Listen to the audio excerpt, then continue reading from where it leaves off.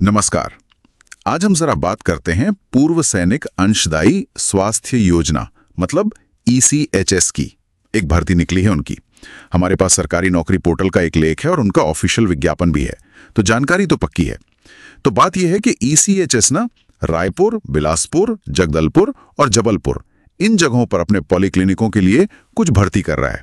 करीब 19 पद हैं। हाँ, इसमें मेडिकल वाले भी हैं, पैरामेडिकल भी और नॉन मेडिकल स्टाफ भी। मतलब जो लोग हेल्थ केयर या एडमिन में काम करना चाहते हैं उनके लिए ये एक मौका हो सकता है। हाँ, और खासकर अगर वो पूर्व सैनिकों की देखभाल से जुड़ना चाहे तो चलिए देखते हैं इसमें क्या है, कौन कौन से पद हैं जरा बताएं। हाँ, इसमें देखिए कई तरह के पद हैं। जैसे ऑफिसर इंचार्ज यानी OIC का पद है, डेंटल ऑफिसर है, फिर nursing assistant, pharmacist, lab technician भी हैं, और साथ में जैसे ड्राइवर, सफाई वाला, फीमेल अटेंडेंट और चौकीदार, ये पद भी शामिल है। अच्छा, काफी वैरायटी है। हाँ, कुल मिलाकर 19 वैकेंसीज हैं और ये फैली हुई हैं 4 जगहों पर: जबलपुर, रायपुर, जगदलपुर और बिलासपुर, इन्हीं के पॉलीक्लिनिकों के लिए। और एक बात यहाँ ध्यान देने वाली है कि ये सारे पद ना कॉन्ट्रैक्ट पर है, संविदा जिसे कहते हैं। ओ, कॉन्ट्रैक्ट पर। हाँ, शुरू में कॉन्ट्रैक्ट 1 साल का होगा और फिर परफॉर्मेंस और जरूरत के हिसाब से इसे साल दर साल रिन्यू किया जा सकता है। अच्छा, मतलब परमानेंट नहीं है, पर एक तरह की स्टेबिलिटी तो है। और जैसा आपने कहा, पूर्व सैनिकों की सेवा का मौका भी। बिल्कुल, और नोटिफिकेशन में ये भी साफ लिखा है कि सिलेक्शन में पूर्व सैनिकों को प्रेफरेंस दी जाएगी। ये तो अच्छी बात है, उनके लिए ही ये स्कीम है मूलतः। हाँ, ECHS का मकसद ही यही है कि पूर्व सैनिकों और उनके परिवार वालों को अच्छी मेडिकल सुविधाएं मिले, तो ये भर्तियां उसी में मदद करेंगी। तो फिर अप्लाई कौन कर सकता है? मतलब एलिजिबिलिटी क्या है? जाहिर है हर पोस्ट के लिए अलग होगी। हाँ, बिल्कुल अलग अलग है। जैसे डेंटल ऑफिसर के लिए BDS डिग्री होनी चाहिए, ऑफिसर इंचार्ज के लिए किसी भी सब्जेक्ट में ग्रेजुएशन चलेगा, और फिर जो पैरामेडिकल पद हैं, nursing assistant, pharmacist, lab technician, इनके लिए रिलेटेड फील्ड में डिप्लोमा चाहिए। और बाकी जो पद हैं जैसे ड्राइवर, चौकीदार, सफाई वाला, इनके लिए 8वीं पास से लेकर 10वीं या 12वीं तक की क्वालिफिकेशन मांगी गई है। और एक्सपीरियंस, अनुभव के बारे में कुछ? हाँ, अनुभव का भी जिक्र है। ज्यादातर पदों के लिए कम से कम 5 साल का वर्किंग एक्सपीरियंस जरूरी बताया गया है। अच्छा, 5 साल? तो ये दिखाता है कि वो अनुभवी लोग ढूंढ रहे हैं, शायद क्वालिटी बनाए रखने के लिए। हाँ, लगता तो यही है। अनुभवी स्टाफ होगा तो सेवाएं बेहतर होंगी। और एज लिमिट, उम्र की कोई सीमा है? उम्र की सीमा भी पोस्ट के हिसाब से अलग अलग है। आमतौर पर रेगुलर रोजगार के लिए मैक्सिमम एज 53 से 63 साल के बीच है, और कॉन्ट्रैक्ट वाली सर्विस के लिए ये 55 से 68 साल तक भी हो सकती है। तो मतलब जो थोड़े अनुभवी लोग हैं उनके लिए भी अच्छा मौका है। हाँ, जो शायद रिटायरमेंट के बाद भी एक्टिव रहना चाहते हो। बिल्कुल। अच्छा, बात है सैलरी पर। पैसे कितने मिलेंगे, ये भी जानना जरूरी है। हाँ, जरूरी सवाल है। सैलरी भी पोस्ट के हिसाब से ही तय है।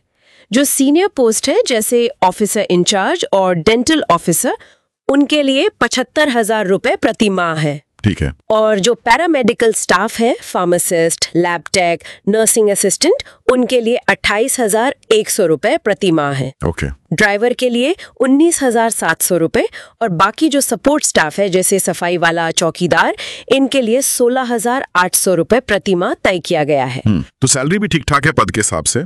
अब सिलेक्शन कैसे होगा? कोई रिटन एग्जाम वगैरह है? नहीं, ऑफिशियल नोटिफिकेशन के हिसाब से कोई रिटन एग्जाम नहीं होगा। कैंडिडेट्स को उनकी क्वालिफिकेशन और एक्सपीरियंस के आधार पर पहले शॉर्टलिस्ट किया जाएगा। अच्छा। और उसके बाद एक पर्सनल इंटरव्यू होगा, बस। तो प्रोसेस काफी सीधा रखा है इन्होंने। ये तो बढ़िया है, एग्जाम का झंझट नहीं।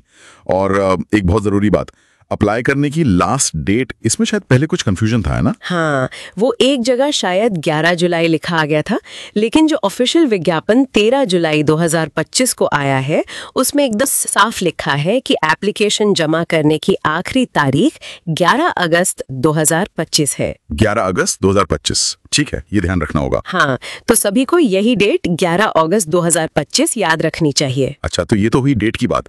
अब अप्लाई करना कैसे है, क्या तरीका है? तरीका सिंपल है। कैंडिडेट्स को पहले ECHS की जो ऑफिशियल वेबसाइट है echs.gov.in वहां जाना होगा। वहां से एप्लीकेशन फॉर्म डाउनलोड करना है, उसे ठीक से भरना है। फिर जितने भी जरूरी डॉक्यूमेंट्स मांगे गए हैं जैसे डिग्री, डिप्लोमा, एक्सपीरियंस सर्टिफिकेट, उन सब की सेल्फ अटेस्टेड फोटोकॉपी लगानी है। सेल्फ अटेस्टेड, ठीक है। Self attested. और ये पूरा फॉर्म और डॉक्यूमेंट्स का सेट या तो आप डाक से भेज सकते हैं या खुद जाकर जमा कर सकते हैं। पता क्या है, कहाँ भेजना है? पता है, OIC स्टेशन मुख्यालय, ECHS सेल रायपुर, शहीद वीर नारायण सिंह अंतर्राष्ट्रीय क्रिकेट स्टेडियम के पास, सेक्टर 03, परसदा, नया रायपुर, 492101, छत्तीसगढ़। ओके, नया रायपुर का एड्रेस है। हाँ, और ध्यान रहे कि ये 11 अगस्त 2025 तक वहां पहुंच जाना चाहिए। उसके बाद वाले एप्लीकेशन शायद वो कंसिडर ना करें। बिल्कुल, तो मतलब समय रहते अप्लाई करना जरूरी है। तो कुल मिलाकर देखें तो ये मध्य भारत में रायपुर, बिलासपुर, जगदलपुर, जबलपुर, इन शहरों में हेल्थ केयर और एडमिनिस्ट्रेशन में कॉन्ट्रैक्ट पर काम करने का एक अच्छा मौका है, और खास तौर पर पूर्व सैनिकों के लिए जिन्हें इसमें वरीयता भी मिल रही हैं। तो खास बातें याद रखने वाली हैं, अपनी एलिजिबिलिटी चेक करें और 11 अगस्त 2025 तक एप्लीकेशन रायपुर भेज दें। इंटरव्यू की जानकारी फोन, ईमेल या SMS से मिलेगी। बिल्कुल सही। और अगर हम इस भर्ती से थोड़ा हटकर एक बड़ी पिक्चर देखें तो ये ECHS के काम करने के तरीके पर भी रोशनी डालता है। जिस तरह से ये कॉन्ट्रैक्ट वाले स्टाफ पर निर्भर कर रहे हैं, क्या ये दिखाता है कि भविष्य में खास समुदायों जैसे पूर्व सैनिकों को विशेष स्वास्थ्य सेवाएं देने का मॉडल बदल रहा है? ये सोचने वाली बात है। हाँ, मतलब क्या ये सरकारी स्वास्थ्य सेवाओं में कॉन्ट्रैक्चुअल नौकरियों के बढ़ते चलन का ही एक हिस्सा है, या इसके कुछ और मायने हैं? ये एक दिलचस्प सवाल बनता है आगे के लिए।